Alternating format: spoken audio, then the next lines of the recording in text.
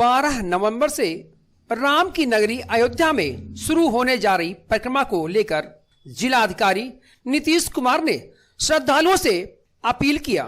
कहा कि वे मास्क लगाकर परिक्रमा करें, हो सके तो वो वैक्सीनेशन करवा कर ही अपनी परिक्रमा संपन्न करें। जिलाधिकारी ने कहा, परिक्रमा पथ को सुगम व सुलभ बनाया जा रहा है ताकि जो भी श्रद्धालु परिक्रमा में आए वह बेहतरी एहसास करें। उन्होंने कहा, ये अयोध्या की भूमि है और पवित्र भूमि है। राम की नगरी में श्रद्धालुओं का स्वागत है, वहां आए और अपनी परिक्रमा पूरी करें। उन्होंने कहा, परिक्रमा पथ के किनारे किनारे वॉलंटियर स्टॉल भी लगाते हैं। इसके साथ साथ स्वास्थ्य सेवाओं को भी अलर्ट किया गया है। परिक्रमा पथ के किनारे स्टॉल लगाकर सेवाएं प्रदान की जाएगी। दरअसल 12 नवंबर को 14 कोसी परिक्रमा और 14 नवंबर को पंचकोसी परिक्रमा व 19 नवंबर को कार्तिक पूर्णिमा का स्नान, जिसको लेकर जिला प्रशासन व्यवस्थाओं में जुटा हुआ है। उसको लेकर सर क्या व्यवस्था की गई है और क्या निर्देश दिए गए आपकी? कि 14 कोसी और पंचकोसी परिक्रमा के जो मार्ग हैं उनको हम लोगों ने सभी अधिकारियों के साथ लोगों ने भ्रमण किया है, देखा है। उसमें जो कमियां हैं उसको ठीक किया जा रहा है, बेहतर किया जा रहा है कि लोग जो परिक्रमा करने आए हैं उनको बेहतर एक एहसास हो और उन्हें लगे कि हमारे लिए लोगों ने प्रयास किया है। सफाई व्यवस्था है उसको बेहतर तरीके से हम लोग संचालित कर रहे हैं। जगह जगह वॉलंटियर के द्वारा भी फूड स्टॉल लगाए जाते हैं, आप लोग जानते हैं। इसको बेहतर तरीके से किया जाएगा और उनको लगे कि जो यात्रा है वो आरामदायक हो और बेहतर रूप से अपने आप को एक अनुभव को लेकर जाएं यहाँ से, जनपद से, और पूरे समाज के लिए एक अच्छा बेहतर संदेश हो। और अयोध्या की जो भूमि है, पवित्र भूमि है, आप देख रहे हैं दीपोत्सव कार्यक्रम के द्वारा इसको अंतर्राष्ट्रीय मान्यता मिल रही है और हम लोग नित्य नए रिकॉर्ड बना रहे हैं। उसको हम लोग विकास के माध्यम से और तीव्र गति से संस्थागत चेंज करते हुए, सुविधा प्रदान करते हुए हम लोग बेहतर तरीके से आयोजित करें। बाहरी आदमी जो आपकी परिक्रमा में आने वाले हैं, जिससे लोग आते हैं परिक्रमा करते हैं, क्या उनको रोका जाएगा? कैसी बात है?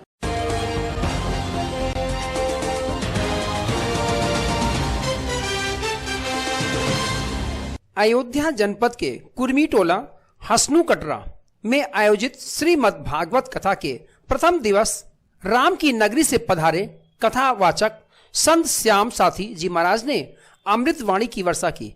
उन्होंने भागवत की महत्व की कथा को सुनाते हुए कहा, भगवान का स्वरूप सत चित्त आनंद है, तीनों को मिलाकर के सजदानंद बनता है, इसलिए उस परमात्मा का नाम सजदानंद है। उन्होंने भक्ति, ज्ञान और वैराग की कथा सुनाते हुए भागवत के महात्म्य को बताया और कहा, भागवत कथा को सुनने से वृद्ध हुए ज्ञान, वैराग, युवा अवस्था को प्राप्त हो गए और भगवान के भक्तों के हृदय में विराजमान हो गए। इस कथा को सुनाते हुए सुखदेव जी महाराज परीक्षित को कहते हैं कि किसी भी दिन श्रद्धा भक्ति के साथ भागवत की कथा सुनी जा सकती है। कथा में राजकुमार शास्त्री, हरिओम शास्त्री, मनीष शास्त्री के साथ तमाम लोग मौजूद रहे। 7 दिवसीय श्रीमद् भागवत कथा है और आज द्वितीय दिवस है। कल पहला दिन था और ये 7 दिनों तक कथा चलने वाली है। कल की कथा में भगवान की भागवत कथा के दिव्य महात्म के विषय में बताया गया है। सच्चिदानंद रूपाय विश्वोत्पत्त्यादि हेतवे तापत्रय विनाशाय श्री कृष्णाय वयम नुमः। सुखदेव जी महाराज राजा परीक्षित को यही श्लोकों की व्याख्या करके बता रहे हैं। व्यास जी महाराज अपनी लेखनी से लिखते हुए कहते हैं, उस परमात्मा का स्वरूप सत और चित और आनंद स्वरूप है। सत्य भी वही है, चित भी वही है और आनंद भी प्रदान करने वाला वो ईश्वर है। अगर जीव को अपने आत्म कल्याण के विषय में कुछ करना है तो उसी सच्चिदानंद की चरण शरण में पहुंच करके और उसी आनंद को प्राप्त करके ही वो परमात्मा के दिव्य स्वरूप को, दिव्य लोक को प्राप्त कर सकता है। तापत्रय विनाशाय, जो तीनों तापों का समन करने वाली ये कथा है। इसी का नाम भा माने भक्ति, गा माने ज्ञान, वा माने वैराग्य, ता माने त्याग। भक्ति, ज्ञान, वैराग और त्याग। जब भक्ति होगी तब ज्ञान उत्पन्न होगा, जब श्रद्धा होगी तभी ज्ञान होगा, जब ज्ञान होगा तब वैराग्य उत्पन्न होगा और जब वैराग्य उत्पन्न हो जाएगा तो जीवन में त्याग आ जाएगा। जब त्याग आ गया तो समझो उसी का जीवन सुखमय, प्रसन्नमय, आनंदमय बन जाता है। इसलिए जो कथा से जुड़ता है, जैसे सुखदेव जी ने परीक्षित को सुना करके उनका उद्धार कर दिया, जिस प्रकार से सनकादिकों ने नारद और भक्ति ज्ञान वैराग्य को कथा सुना करके उनका उद्धार कर दिया, उसी प्रकार से कलयुग के समस्त जीवों को ये कथा सुन करके कलयुग के समस्त जीव तर सकते हैं, परमात्मा को प्राप्त कर सकते हैं। श्याम सारथी जी महाराज, अयोध्या धाम।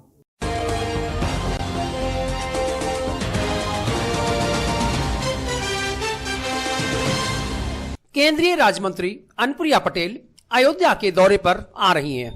गोसाईगंज खेल महोत्सव का शुभारंभ भी करेंगी। 14 नवंबर से अयोध्या के गोसाईगंज विधानसभा में आयोजित खेल महोत्सव का किया जाएगा आयोजन। इस खेल महोत्सव में गोसाईगंज विधानसभा में एथलेटिक्स, फुटबॉल, हॉकी, कबड्डी सहित विभिन्न खेल प्रतियोगिताएं होंगी। इस खेल महोत्सव के शुभारंभ के उपरांत अनुप्रिया पटेल गोसाईगंज रामलीला ग्राउंड में जनसभा को भी संबोधित करेंगी। अपना दल के प्रदेश सचिव प्रमोद सिंह ने जानकारी देते हुए कहा कि खेल महोत्सव गोसाईगंज विधानसभा में आयोजित किया जा रहा है, जिसमें केंद्रीय राज्य मंत्री अनुप्रिया पटेल खेल महोत्सव का शुभारंभ करेंगी और जनसभा को संबोधित करेंगी। उन्होंने कहा, हम सभी अपना दल के कार्यकर्ता स्वागत के लिए एक बड़ी विशाल जनसभा आयोजित कर रहे हैं। इस जनसभा में लगभग 20,000 हमारे बूथ लेवल के कार्यकर्ताओं की पहुंचने की संभावना है। कहा, यह स्पोर्ट्स प्रतियोगिता 10 दिन तक आयोजित किया जाएगा। इस प्रेस वार्ता में तमाम लोग मौजूद रहे। आगामी 14 नवंबर 2021 को गोसाईगंज विधानसभा के गोसाईगंज नगर में गोसाईगंज खेल महोत्सव 2021 के उद्घाटन में माननीय केंद्रीय मंत्री उद्योग एवं वाणिज्य बहन अनुप्रिया पटेल जी के आने और कार्यक्रम के उद्घाटन के संबंध में है, उसकी सूचना के लिए है। ये एक बहुत बड़ा स्पोर्ट्स इवेंट इस जनपद में अब तक शायद सबसे बड़ा होगा। इसलिए सबसे बड़ा होगा कि एक साथ सारा कार्यक्रम स्पोर्ट्स का हो रहा है। एथलेटिक्स है, क्रिकेट है, कबड्डी है, वॉलीबॉल है, 5 गेम है और एथलेटिक्स में 15 गेम है। सभी रेस हैं, सभी थ्रोज हैं, सभी जंप हैं। और उस स्पोर्ट्स इवेंट में केंद्रीय मंत्री हम लोगों के राष्ट्रीय अध्यक्ष आ रहे हैं। उनके सम्मान में एक विशाल जनसभा हम लोग करने जा रहे हैं, जो कम से कम 20,000 की भीड़ करने की तैयारी है। ये उद्देश्य आप सबको बताने के लिए है। 2022 चुनाव बहुत करीब है, तो क्या इससे उसका भी कुछ होगा, ध्यान बजेगा? निश्चित रूप से चुनाव का समय अपना दल शक्ति दिखाएगी तो आप लोग उसका कुछ भी अर्थ निकाल सकते हो। बहन अनुप्रिया पटेल जी का आदेश होगा तो अपना दल इस जिले की कई सीटों पे तैयारी कर रही है। उसमें अकेले गोसाईगंज नहीं है, उनका आदेश होगा तो हम लोग कई सीटों पर रह सकते हैं। गोसाईगंज में हमारा बूथ लेवल पे कैडर खड़ा है विगत कई सालों से।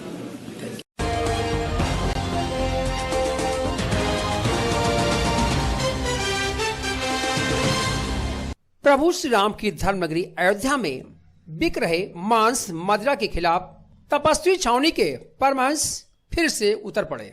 इसी कड़ी में परमहंस जिलाधिकारी आवास पहुंचे, जहां उन्होंने जिलाधिकारी से मुलाकात कर एक ज्ञापन सौंपा। इस ज्ञापन में 14 कोसी परिक्रमा परिधि के अंदर मांस मदिरा की दुकानों को हटाने की मांग की है। दरअसल 12 नवंबर को 14 कोसी परिक्रमा प्रारंभ हो रही है, जिसको लेकर मांस मदिरा की दुकानें हटाने के लिए मांग की गई है।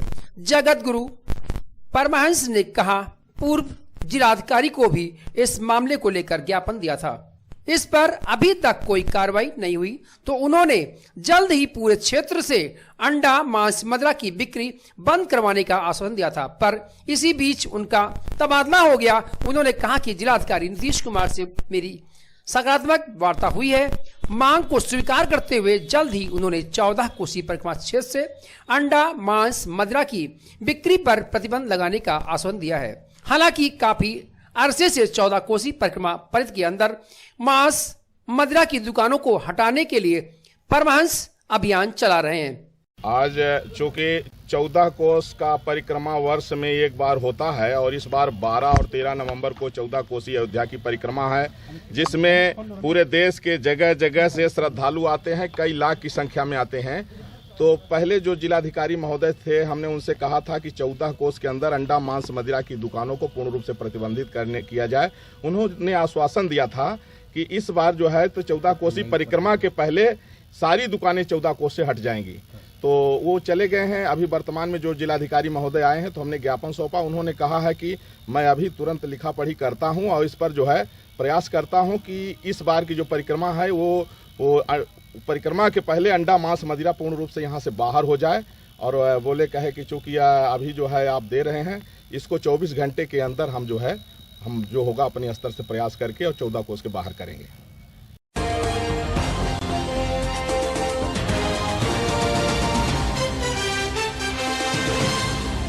राष्ट्रपति भवन दिल्ली में राष्ट्रपति रामनाथ कोविंद के हाथों से पद्म श्री अवार्ड से सम्मानित होने के बाद दिल्ली से आज अपने गृह जनपद अयोध्या पहुंचे लावारिस लाशों के मसीहा कहे जाने वाले समाज सेवी मोहम्मद शरीफ चचा का भव्य स्वागत अयोध्या कैंट रेलवे स्टेशन पर किया गया। मानवीय संवेदना पर किए गए उनके कामों के लिए साल 2019 में पद्म श्री से नवाजे जाने की घोषणा केंद्र सरकार ने की थी, लेकिन कोविड संक्रमण के चलते यह अवार्ड उन्हें नहीं मिल सका। दरअसल 2 साल बाद उन्हें राष्ट्रपति रामनाथ कोविंद ने पद्म श्री अवार्ड देकर सम्मानित किया। राष्ट्रपति भवन में पद्म श्री अवार्ड से सम्मानित होने के बाद शरीफ चचा अयोध्या लौटे। उन्होंने बीते 28 सालों के बीच करीब 3000 से ज्यादा लावारिस लाशों का विधि विधान से अंतिम संस्कार करवाया, जिनमें से 1000 हिंदू और 2000 मुस्लिमों के 100 शामिल हैं। हुई और वहाँ हमारी बहुत सब इज्जत किया, मोहब्बत किया और खुश हुए कि ऐसा काम करते हुए हमने आज तक कोई परवाह नहीं की कि आप दोनों एकता का काम कर रहे हैं, कोई करता नहीं। और आप लोग की बड़ी मेहरबानी है, जो सही खबर निकाल रहे थे तब राष्ट्रपति तक पहुंची, तब बुलाया। राष्ट्रपति स्टेज पर से नीचे हमें से आए मिलने, पैर में तकलीफ है वो करनी।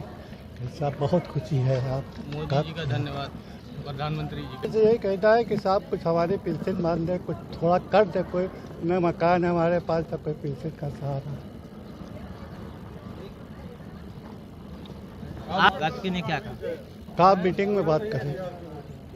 स्टेशन मास्टर के पास याद आती होगी जब से आपका कारण क्या रहा? किस तरह था, करीब 25 साल का भैया, वो सुल्तानपुर के किसी ने मार के फेंक दिया था। फिर मैंने ढूंढते ढूंढते पता, पुलिस वाले आए, थाना इंचार्ज वहाँ का, वो कारण में लिखा था पीरू टेरर था, मुँह मार के।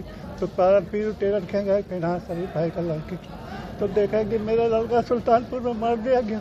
मैंने कसम खा लिया, ना मेरे लिए कोई हिंदू है ना मुसलमान, मैं फैजाबाद में किसी की लाश को नहीं फेंकने दूंगा। 28 साल से मैं 3000 हिंदू और 2000 मुसलमानों को कर चुका हूँ। ये आप लोग की मोहब्बत और सारिश का सहारा है। राष्ट्रपति का राष्ट्रपति ने हमें भी बहुत मोहब्बत से सब पेश आए। आप लोग जैसे पेश आए, जो राष्ट्रपति पेश आए, गेट पर से उतर के खुद गाड़ी पास हमारे पास आए, कहें साहब आप बहुत अच्छा काम कर रहे हैं।